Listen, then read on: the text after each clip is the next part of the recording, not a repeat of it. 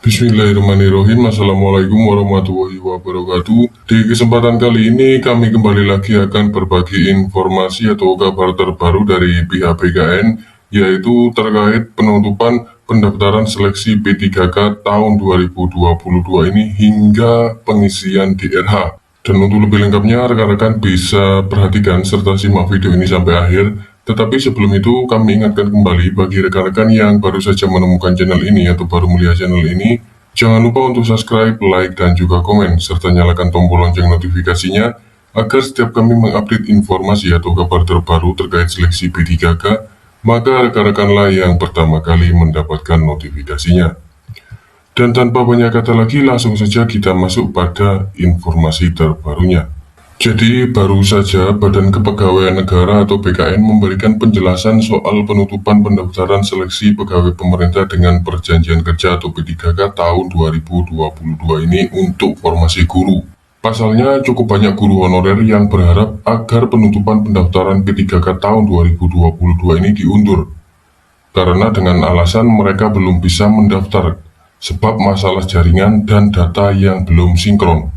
Mengenai permintaan tersebut, Deputi Bidang Sistem Informasi Kepegawaian Singa BKN Bapak Suharmen mengatakan sejauh ini tidak akan ada perubahan jadwal. Dan untuk pendaftaran seleksi P3K tahun 2022 ini hingga pengisian DRH itu sesuai jadwal yang sudah ditetapkan oleh Menpan RB Azwar Anas, yaitu pada tanggal 13 November itu akan ditutup atau pendaftaran seleksi P3K tahun 2022 ini akan diakhiri. Ia juga menegaskan jadwal tersebut tidak bisa dimundurkan. Kalau mundur bisa dipastikan seleksi tahun 2022 ini tidak akan bisa dilaksanakan pada tahun ini. Sebab menurut Bapak Suharmen sendiri, jadwal yang telah disusun itu sangat ketat sehingga tidak memungkinkan untuk memundurkannya lagi. Jadi jadwal yang ditetapkan itu sudah sangat mepet, tidak bisa diundur-undur lagi. Dan mengenai pemberkasan NIP P3K yang rencananya dimulai dengan tahapan pengisian daftar riwayat hidup atau DRH pada tanggal 22 Februari tahun 2023, menurut Bapak Suharmen, pada prinsipnya BKN sudah siap. Mau dilakukan kapanpun bisa karena sistemnya sudah siap. BKN juga akan tertib dengan jadwal yang sudah dikeluarkan. Namun, bukan hanya BKN saja yang harus tertib, tetapi juga instansi terkait termasuk pemerintah daerah atau Pemda. Dan di sini pihak BKN sendiri akan bersiap memproses ketika usulan Pemda itu masuk. Jadi bisa rekan-rekan pastikan bahwa untuk penutupan pendaftaran seleksi P3K tahun 2022 ini akan sesuai dengan jadwal yang dikeluarkan oleh pihak BKN tersebut, yaitu pada tanggal 13 November tahun 2022. Dan untuk pengumuman hasil seleksi administrasi bagi pelamar prioritas 1 hingga prioritas umum itu nantinya akan dilaksanakan pada tanggal 16 hingga 17 November. Dan selain itu untuk pengisian DRH itu nantinya akan dilakukan pada tanggal 22 Februari hingga 13 Maret. Serta usulan penetapan NIP P3K itu akan dilaksanakan pada tanggal 7 sampai dengan 31 Maret tahun 2023. Jadi bisa dipastikan untuk hal ini tidak akan ada lagi kemunduran. Dan kami ingatkan lagi bagi rekan-rekan yang belum melakukan pendaftaran hingga resum itu berhati-hati. Karena sebentar lagi untuk pendaftaran seleksi P3K tahun 2022 ini akan segera ditutup, yaitu tanggal 13 November. Jadi rekan-rekan harus berusaha semaksimal mungkin agar bisa melaksanakan pendaftaran hingga akhir tahapan, yaitu resum. Dan jangan sampai tidak melakukan resum karena akibatnya bisa fatal. Sebab bisa dipastikan kalau rekan-rekan tidak melakukan pendaftaran hingga resum, maka rekan-rekan tidak akan tercatat sebagai peserta seleksi P3K di tahun 2022 ini.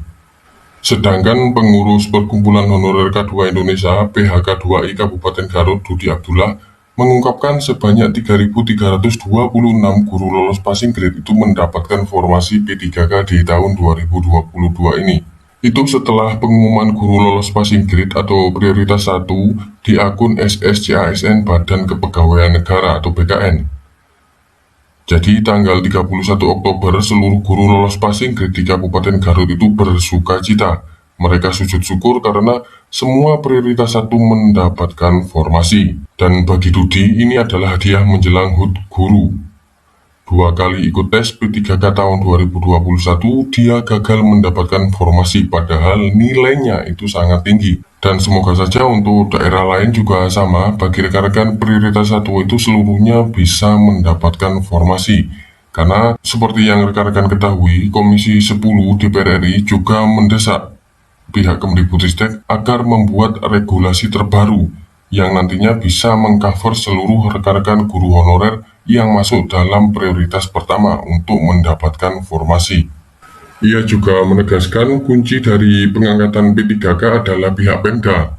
Kalau Pemda serius memperjuangkan nasib rekan-rekan guru lolos passing grade, maka dipastikan akan mengusulkan formasi sesuai jumlah yang lolos passing grade. Seperti apa yang telah ditekankan Ibu Nunuk Suryani pada rapat koordinasi dengan pihak Komisi 10 beberapa waktu yang lalu.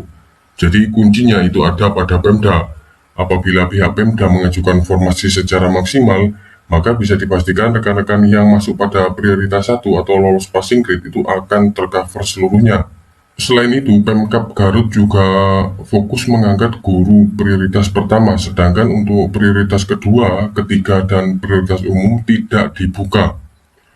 Jadi tahun lalu hanya 196, tahun ini formasi terbanyak sepanjang sejarah pengangkatan di Kabupaten Garut, yaitu 3.326 guru lolos passing grade, yang sebentar lagi akan bersiap-siap menghadapi tahapan pemberkasan, sesuai jadwal yang sudah ditetapkan oleh pihak BKN.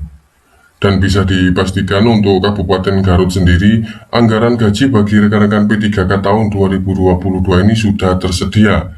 Dan insya Allah begitu pemberkasan dimulai, pemerintah Kabupaten Garut sudah siap mengusulkan NIP P3K. Semoga saja untuk daerah lain juga seperti Kabupaten Garut, yaitu lebih memprioritaskan rekan-rekan honorer yang telah lolos passing grade pada seleksi P3K tahun 2021. Agar nantinya di seleksi P3K tahun 2022 ini, rekan-rekan yang sudah lolos passing grade itu bisa tercover seluruhnya. Karena memang benar kunci utama bagi rekan-rekan lolos passing grade itu mendapatkan formasi yaitu ada pada pihak Pemda yang mengajukan formasi tersebut.